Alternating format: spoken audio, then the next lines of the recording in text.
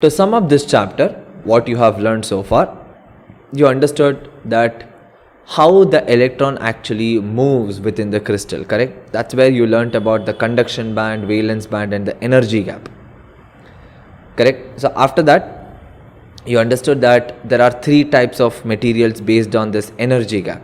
Conductors, where the valence band and the conduction band overlap. Then insulators, where they are separated and the energy gap is very big, more than 3 electron volt. And semiconductors, where they are separated but the energy gap is very less.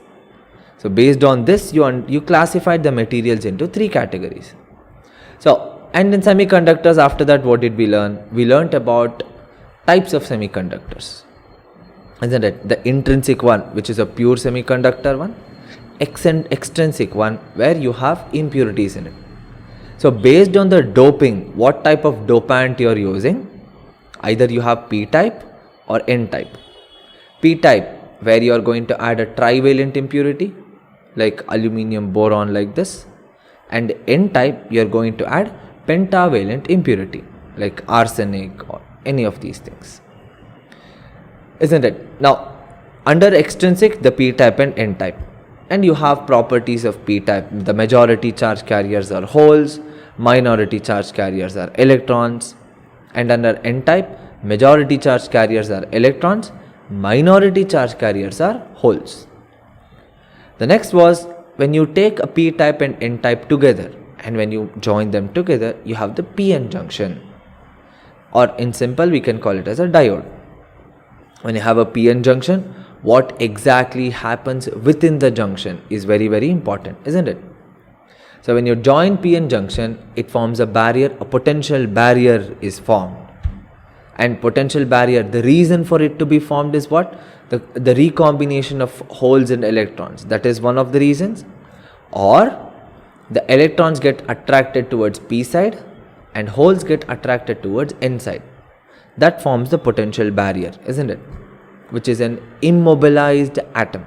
It won't move.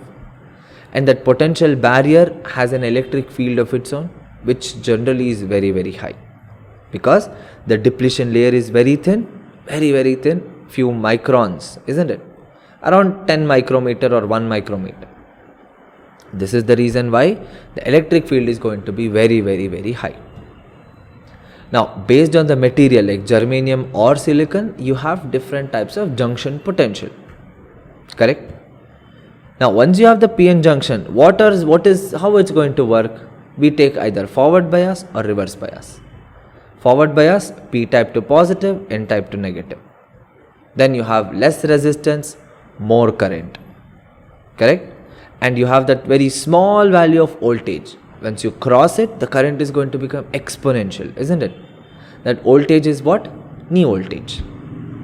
Then in the reverse bias condition, p-type is connected to negative, n-type is connected to positive. So the depletion layer will start to widen. Unlike in forward bias, where it was becoming thinner and thinner and thinner, in reverse bias, it's going to become thicker, correct?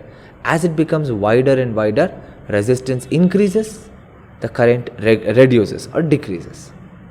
But we still have that reverse current, isn't it? And once you keep on increasing the reverse potential more and more, the barrier breaks down. So that is what we call as breakdown voltage, correct? So after that, the current is going to be very, very, very high. Fine. This was the forward bias in the reverse bias condition. Then types of diodes. Photodiode is there, solar cells are there, light emitting diode, LEDs are there. And apart from that, you have Zener diode. Zener diode, main function, voltage regulator, correct? Then after Zener diode, then different types of diodes you guys studied, correct? Then the major use of a diode, a p-n junction, is as a rectifier. Half wave, full wave. In a half wave rectifier, of one full thing, only half of it is going to get passed on. So efficiency is very low, around 40% you can say, 40 to 41% is the efficiency. Next is a full wave rectifier. 2 diodes you are going to use, isn't it? So two diodes are used. You are going to have a pulsating DC. Correct. When you have a pulsating DC, we can use different filter circuits to level it out. That's the thing. After understanding how a rectifier works, what if I take two PN junctions, merge them together? That's where you have the transistors, either NPN or PNP. Correct? In a transistor, three terminals: emitter, base, collector. Emitter heavily doped. Correct? Heavily doped, because majority of the charge carriers will move through emitter. Base lightly doped, collector moderately doped. Based on the criteria, we are going to do it, isn't it? The next thing what you have, once you have a transistor, the working of a transistor, we take normal KCL, KVL.